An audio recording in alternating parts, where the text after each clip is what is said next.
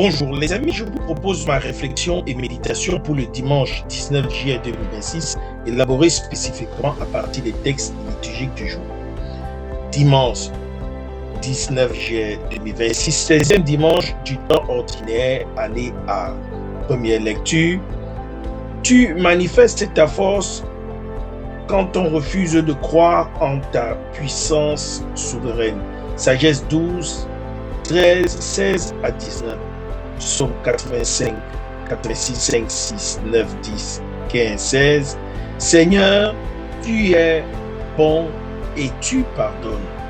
Deuxième lecture.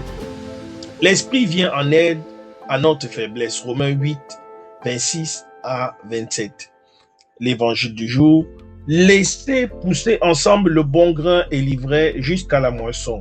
Matthieu 13, 24 à 43. J'ai intitulé mon partage la patience du Père et la moisson du royaume. Ce 16e dimanche du temps ordinaire nous plonge au cœur du mystère de la patience de Dieu et de la croissance du royaume. Le livre de la sagesse nous révèle un Dieu qui gouverne avec indulgence, qui donne aux pécheurs le temps de se repentir. Paul, dans la lettre aux Romains, nous assure que l'Esprit vient en aide à notre faiblesse, intercédant pour nous par des gémissements inexprimables. L'évangile de Matthieu nous présente la parabole du grain et du bon grain et de l'ivraie, du grain de sénévé et du levain. Jésus enseigne que le royaume de Dieu grandit au milieu du monde, dans la patience de Dieu qui laisse pousser ensemble le bien et le mal jusqu'au temps de la moisson. Pour nous qui servons le droit et la justice, ces trois textes sont une leçon. La justice de Dieu est une justice patiente et miséricordieuse. Elle ne se précipite pas pour juger, mais elle attend la conversion et le royaume de justice comme une semence grandit en nous et à travers nos actions. Le livre de la sagesse nous dit: en gouvernant, tu fais preuve d'indulgence envers tous.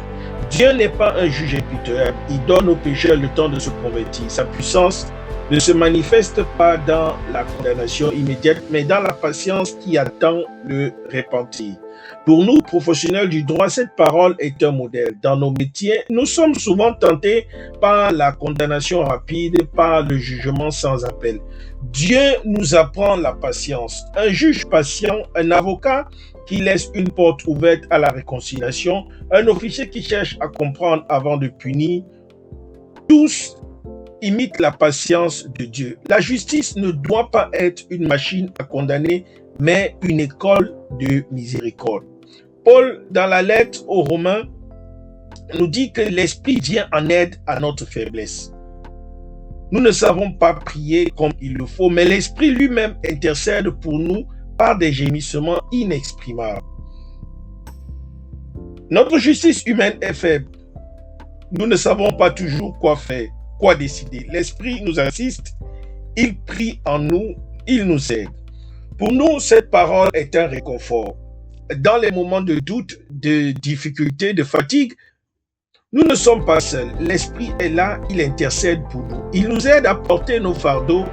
Dans nos jugements les plus difficiles, nous pouvons compter sur son aide.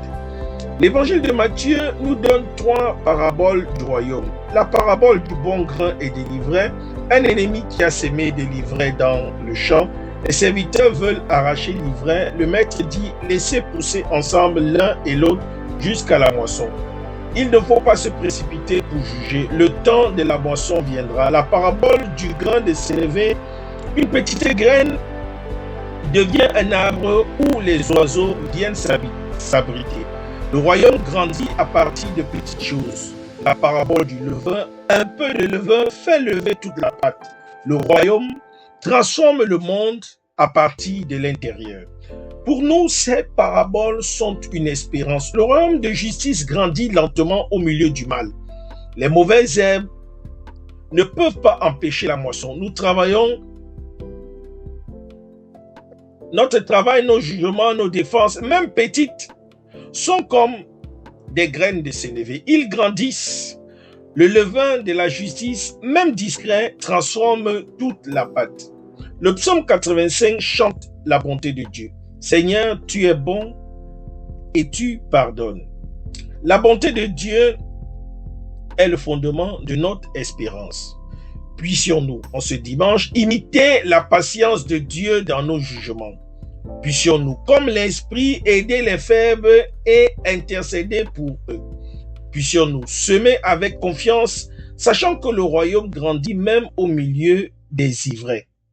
C'est mon souhait, ma prière pour vous tous et pour moi-même. Merci d'avoir écouté. Bon dimanche à tous et à toutes. Je suis la terre du Christ. Soyez des terres fécondes du Christ dans vos différents milieux de vie, les hommes de loi et assimilés en particulier. Que Dieu nous bénisse.